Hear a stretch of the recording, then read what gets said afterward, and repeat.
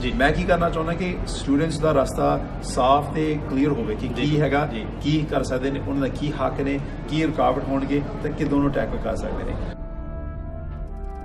ਅਸਲ 'ਚ ਮੈਂ ਚਾਹੁੰਦਾ ਕਿ ਜਿਹੜਾ ਵੀ ਕੋਈ ਬੱਚਾ ਇੱਥੇ ਆ ਕੇ ਪੜ੍ਹਦਾ ਆ ਜਿਹੜਾ ਵੀ ਕੋਈ ਨੌਜਵਾਨ ਇੱਥੇ ਆ ਕੇ ਪੜ੍ਹਾਈ ਕਰਦਾ ਉਹਨੂੰ ਸਗੋਂ ਇੱਕ ਐਡਵਾਂਟੇਜ ਹੋਣਾ ਚਾਹੀਦਾ ਜੇ ਇੱਥੇ ਦਾ ਸਿਸਟਮ ਉਹਨੂੰ ਪਤਾ ਇੱਥੇ ਦਾ ਉਹਨੇ ਪੜ੍ਹਾਈ ਕੀਤੀ ਆ ਇੱਥੇ ਇਹਨੂੰ ਸਗੋਂ ਰਸਤਾ ਹੋਰ ਜ਼ਿਆਦਾ ਸੌਖਾ ਹੋਣਾ ਚਾਹੀਦਾ ਉਹ ਸਟੂਡੈਂਟਸ ਵਾਸਤੇ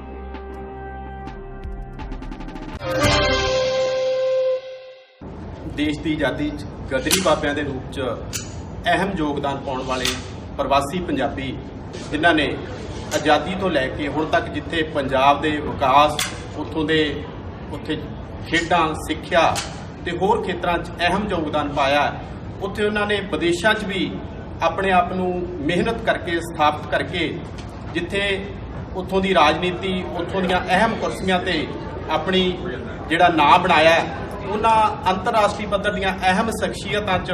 ਜਿਹੜਾ ਜਗਮੀਤ ਸਿੰਘ ਜੀ ਇਹਨਾਂ ਦਾ ਨਾਂ ਜਿਹੜਾ ਅਹਿਮ ਹੈ ਤੇ ਪੰਜਾਬ ਤੇ ਖਾਸ ਕਰ ਜਿਹੜੀ ਸਿੱਖ ਕਮਿਊਨਿਟੀ ਉਹਦੇ ਲਈ ਉਹਨਾਂ ਨੂੰ ਇਹਨਾਂ ਤੇ ਵੱਡਾ ਮਾਣ ਹੈ ਅੱਜ ਅਜੀਤ ਵੈਬ ਟੀਵੀ ਲਈ ਅਸੀਂ ਉਹਨਾਂ ਨਾਲ ਗੱਲਬਾਤ ਕਰਾਂਗੇ ਜਗਮੀਤ ਜੀ ਸਵਾਗਤ ਹੈ ਤੁਹਾਡਾ ਮਿਹਰਬਾਨੀ ਜੀ ਹਾਂਜੀ ਸਭ ਤੋਂ ਪਹਿਲਾ ਸਵਾਲ ਹੈ ਜੀ ਤੁਸੀਂ ਪੰਜਾਬ ਖਾਸ ਕਰ ਪੰਜਾਬੀਆਂ ਤੇ ਸਿੱਖ ਕਮਿਊਨਿਟੀ ਲਈ ਇੱਕ ਵੱਡਾ ਮਾਣ ਹੋ ਅੰਤਰਰਾਸ਼ਟਰੀ ਪੱਧਰ ਤੇ ਤੁਸੀਂ ਕੀ ਫੀਲ ਕਰਦੇ ਹੋ ਮੈਨੂੰ ਮਾਣ ਬਹੁਤ ਹੈ ਕਿਉਂਕਿ ਮੈਨੂੰ ਪਤਾ ਕਿ ਇਹਦੇ 'ਚ ਨਾਲ ਦੇ ਨਾਲ ਬਹੁਤ ਜ਼ਿੰਮੇਵਾਰੀਆਂ ਨੇ ਜੀ ਮੈਨੂੰ ਇਹ ਮਹਿਸੂਸ ਹੁੰਦਾ ਕਿ ਜੋ ਆਪਣੀਆਂ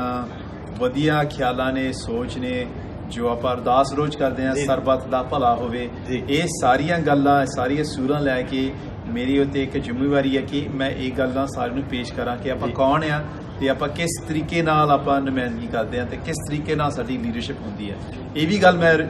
ਰੋਜ਼ ਯਾਦ ਕਰਦਾ ਕਿ ਬਚਪਨ ਤੋਂ ਲੈ ਕੇ ਮੈਨੂੰ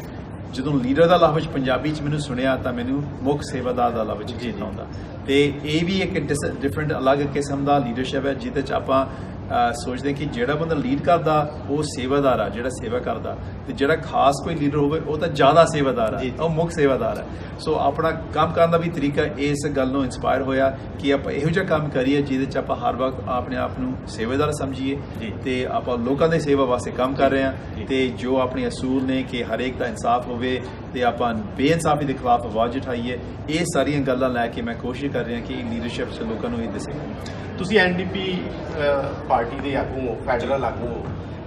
ਜਿਹੜੀਆਂ ਪਾਰਟੀ ਦੀਆਂ ਪਾਲਿਸੀਆਂ ਨੇ ਉਹ 'ਚ ਖਾਸ ਕਰ ਪੰਜਾਬੀ ਭਾਈਚਾਰੇ ਲਈ ਸਿੱਖ ਕਮਿਊਨਿਟੀ ਲਈ ਕੀ ਸਪੈਸ਼ਲ ਹੈਗਾ ਸੋ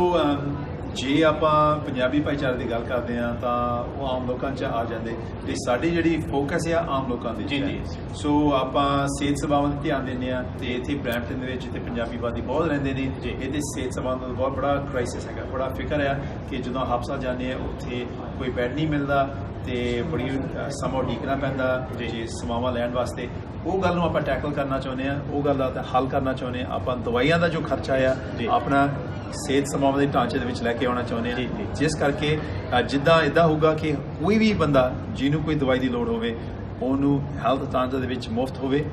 ਤੇ ਇਹ ਇੱਕ ਆਪਾਂ ਵਧਾਉਣਾ ਚਾਹੁੰਦੇ ਹਾਂ ਨੈਕਸਟ ਸਟੈਪ ਆਪਾਂ ਦੰਦਾਂ ਦੀ ਵੀ ਸੇਵਾਵਾਂ ਇੰਕਲੂਡ ਕਰਨਾ ਚਾਹੁੰਦੇ ਹਾਂ ਅੱਖਾਂ ਦੀ ਵੀ ਕੰਨਾਂ ਦੇ ਵੀ ਸਾਰਾ ਕੁਝ ਆਪਾਂ ਹੈਲਥ ਕੇਅਰ ਦੇ ਵਿੱਚ ਐਡ ਕਰਨਾ ਚਾਹੁੰਦੇ ਜੋ ਕਿ ਆਮ ਲੋਕਾਂ ਵਾਸਤੇ ਹੋਊਗਾ ਉਹ ਵਧੀਆ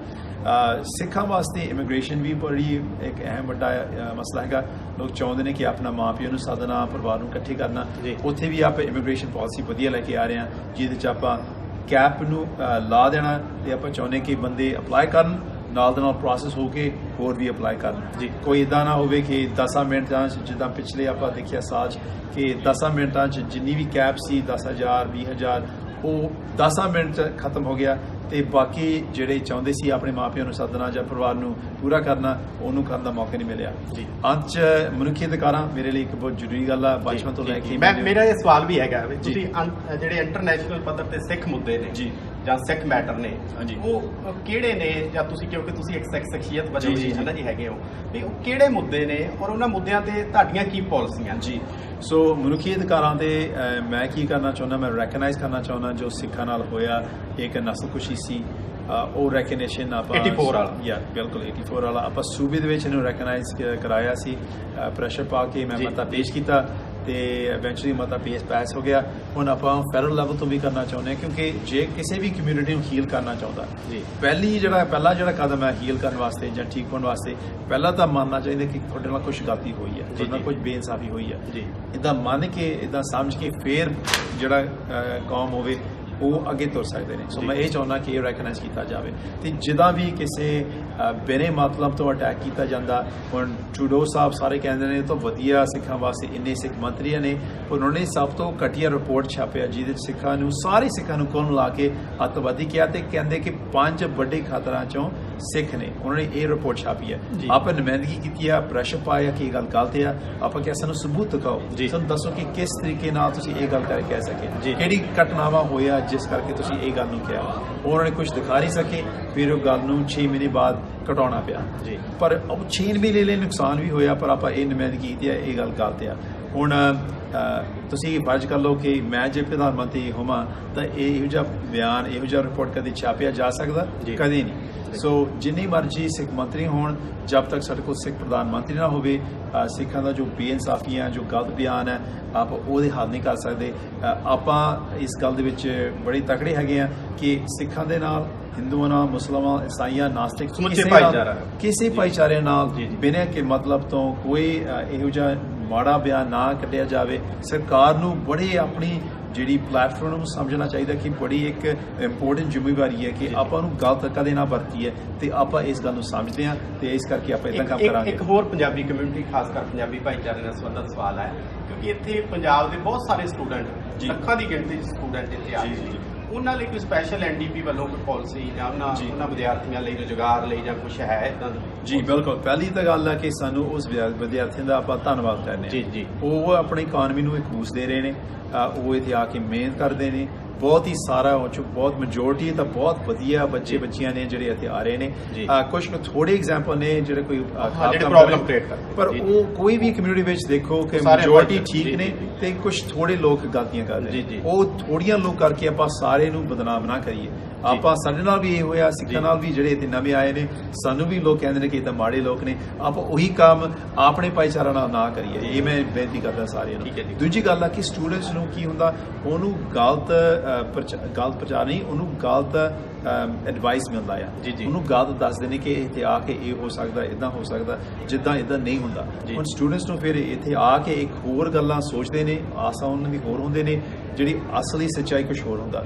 ਇਹ ਗੱਲ ਨਾਲ ਬੜੇ ਸਟੂਡੈਂਟਸ ਨੂੰ ਪਰੇਸ਼ਾਨੀ ਉਹ ਚ ਪਾ ਜਾਂਦੇ ਤੇ ਬੜਾ ਔਖਾ ਹੋ ਜਾਂਦਾ। ਮੈਂ ਕੀ ਕਰਨਾ ਚਾਹੁੰਦਾ ਕਿ ਸਟੂਡੈਂਟਸ ਦਾ ਰਸਤਾ ਸਾਫ਼ ਤੇ ਕਲੀਅਰ ਹੋਵੇ ਕਿ ਕੀ ਹੈਗਾ, ਕੀ ਕਰ ਸਕਦੇ ਨੇ, ਉਹਨਾਂ ਦਾ ਕੀ ਹੱਕ ਨੇ, ਕੀ ਰੁਕਾਵਟ ਹੋਣਗੇ ਤੇ ਕਿਦੋਂ ਨੂੰ ਟੈਕਲ ਕਰ ਸਕਦੇ ਨੇ। ਅਸਲ 'ਚ ਮੈਂ ਚਾਹੁੰਦਾ ਕਿ ਜਿਹੜਾ ਵੀ ਕੋਈ ਬੱਚਾ ਇੱਥੇ ਆ ਕੇ ਪੜ੍ਹਦਾ ਆ, ਜਿਹੜਾ ਵੀ ਕੋਈ ਨੌਜਵਾਨ ਇੱਥੇ ਆ ਕੇ ਪੜ੍ਹਾਈ ਕਰਦਾ, ਉਹਨੂੰ ਸਗੋਂ ਇੱਕ ਐਡਵਾਂਟੇਜ ਹੋਣਾ ਚਾਹੀਦਾ। ਜੇ ਇੱਥੇ ਦਾ ਸਿਸਟਮ ਉਹਨੂੰ ਪਤਾ, ਇੱਥੇ ਦਾ ਉਹਨੇ ਪੜ੍ਹਾਈ ਕੀਤੀ ਆ, ਇੱਥੇ ਉਹਨੂੰ ਸਗੋਂ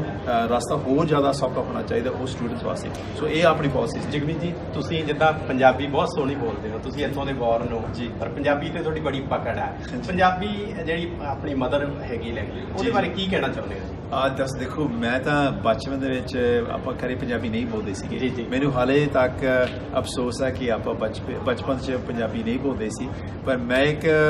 ਵਾਅਦਾ ਕੀਤਾ ਸੀਗਾ ਆਪਣੇ ਆਪ ਨੂੰ ਕਿ ਜਦੋਂ ਮੈਂ 32 ਸਾਲ ਦਾ ਸੀਗਾ, ਮੈਂ ਕਿਹਾ ਮੈਂ ਪੰਜਾਬੀ ਸਿੱਖਣੀ ਹੈ। ਸੋ ਹੁਣ ਤੁਹਾਡੇ ਸਾਹਮਣੇ ਪੰਜਾਬੀ ਜੋ ਮੈਂ ਬੋਲਦਾ, ਇਹ ਤਕਰੀਬਨ ਪਿਛਲੇ 8 ਸਾਲ ਦਾ ਤਜਰਬਾ ਆ। ਤੇ ਮੈਨੂੰ ਤਾਂ ਮੈਂ ਇਹ ਕਹਿਣਾ ਕਿ ਸ਼ੁਕਰ ਹੈ ਹੁਣ ਤਾਂ ਮੈਂ ਬੋਲ ਸਕਦਾ। ਪਰ ਪੰਜਾਬੀ ਬੋਲਣ ਨਾਲੋਂ ਮੇਰਾ ਜਿਹੜੇ ਜ਼ਿੰਦਗੀ 'ਚ ਮੈਂ ਕਹਿ ਸਕਦਾ ਕਿ ਮੈਨੂੰ ਇੰਨਾ ਕੁਝ ਸਿੱਖਣ ਨੂੰ ਮਿਲਿਆ। ਮੈਂ ਕਹਿ ਸਕਦਾ ਕਿ ਮੇਰਾ ਜਿਹੜਾ ਸੋਚਣ ਦਾ ਵੀ ਤਰੀਕਾ ਵੱਡਾ ਹੋ ਗਿਆ। ਕਿਉਂਕਿ ਜਦੋਂ ਸਾਡੇ ਕੋਲ ਹੋਰ ਬੋਲੀਆਂ ਨੇ, ਆਪਾਂ ਸੋਚਦੇ ਹਾਂ ਹੋਰ ਤਰੀਕੇ ਨਾਲ, ਸਾਨੂੰ ਹੋਰ ਲਫ਼ਜ਼ ਮਿਲਦੇ ਨੇ ਕਿ ਆਪਾਂ ਆਪਣੀ ਗੱਲ, ਦਿਲ ਦੀ ਗੱਲ ਆਪਾਂ ਕਿੱਦਾਂ ਹੋਰਾਂ ਨੂੰ ਦੱਸੀਏ। ਹੋਰ ਕੁਝ ਕਾਫੀ ਮਿਲਦਾ ਆ। ਪੰਜਾਬੀ ਬੋਲੀ 'ਚ ਬਹੁਤ ਹੀ ਸੋਹਣਾਪਣ ਹੈ, ਬਹੁਤ ਹੀ ਗੁਣ ਹੈ। ਤੇ ਕਈ ਵਾਰੀ ਲੋਕ ਕਹਿੰਦੇ ਨੇ ਕਿ ਪੰਜਾਬੀ ਕੁਝ ਘਟੀਆ ਬੋਲੀ ਆ ਜਾਂ ਕੋਈ ਨੀਵੀਂ ਬੋਲੀ ਆ। ਇਹ ਗੱਲ ਨੂੰ ਆਪਾਂ ਖਤਮ ਕਰੀਏ। ਪੰਜਾਬੀ ਇੱਕ ਸੋਹਣੀ ਤਾਂ ਵਧੀਆ ਬੋਲੀ, ਹਰੇਕ ਬੋਲੀ ਦਾ ਆਪਣਾ ਜੋਤ ਹੈ, ਆਪਣੀ ਬਿਊਟੀ ਹੈ, ਆਪਣਾ ਸੋਹਣਾਪਣ ਹੈ, ਤੇ ਉਹਨੂੰ ਆਪਾਂ ਇਹਨੂੰ ਖਾਸ ਕਰਕੇ ਇਹਨੂੰ ਸੈਲੀਬ੍ਰੇਟ ਕਰੀਏ। ਜਗਮੀਤ ਜੀ, ਆਖਰੀ ਸਵਾਲ ਹੈ। ਚੋਣਾਂ ਜਿਹੜੀਆਂ ਕੈਨੇਡਾ ਪਾਰਲੀਮੈਂਟ ਚੋਣਾਂ ਜਿਹੜੀਆਂ ਬਹੁਤ ਨੇੜੇ ਨੇ, ਹੈ ਨਾ, ਉਹਦੇ ਲਈ ਜਿਹੜੀ ਆਪਣੀ ਪਾਰਟੀ ਹੈ, ਉਹਦੀ ਰਣਨੀਤੀ ਜਾਂ ਉਹਦੀਆਂ ਮਤਲਬ ਉਹ ਤਿਆਰੀ ਕਿਸ ਤਰ੍ਹਾਂ ਚੱਲ ਰਹੀ ਹੈ? ਵਧੀਆ ਚੱਲ ਰਹੀ ਹੈ। ਆਪਾਂ ਬਾਕੀ ਜਿਹੜੀ ਵੱਡੀ ਪਾਰਟੀ ਨਾਲੋਂ ਸਾਡੇ ਘੱਟ ਸਹੂਲਤਾਂ ਨੇ, ਪਰ ਸਾਡੇ ਲੋਕਾਂ ਦੀ ਮਦਦ ਹੈ ਜੀ। ਲੋਕ ਸਾਡੇ ਨਾਲ ਹੈਗੇ ਆ ਜੀ। ਆਪਾਂ ਲੋਕਤੰਤਰ ਜਾਂ ਲੋਕਾਂ ਦੀ ਪਾਰਟੀ ਆ ਆਪਾਂ ਆਮ ਲੋਕਾਂ ਦੀ ਪਾਰਟੀ ਆ ਤੇ ਸਾਨੂੰ ਮਾਣ ਹੈ ਕਿ ਲੋਕ ਸਾਡੇ ਨਾਲ ਜੁੜ ਰਹੇ ਨੇ ਅੱਜ ਤੁਸੀਂ ਦੇਖੋਗੇ ਬਹੁਤ ਵੱਡਾ ਇਕੱਠ ਹੋਊਗਾ ਤੇ ਆਪਾਂ ਆਪਣੀ ਟੀਮ ਬਰੈਂਪਟਨ ਨੂੰ ਪੇਸ਼ ਕਰਨ ਜਾ ਰਹੇ ਹਾਂ ਕਿ ਜੋ ਸਾਡੇ ਬਰੈਂਪਟਨ ਤੋਂ ਉਮੀਦਵਾਰ ਹੈਗੇ 5 ਸੀਟਾਂ ਚੋਂ 3 ਆਪਾਂ ਅੱਜ ਉਮੀਦਵਾਰ ਪੇਸ਼ ਕਰ ਰਹੇ ਹਾਂ ਤੇ ਮੈਨੂੰ ਮਾਣ ਹੈ ਕਿ ਜੋ ਲੋਕਾਂ ਦੀ ਲੋੜਾਂ ਨੇ ਸਿਹਤ ਸੇਵਾਵਾਂ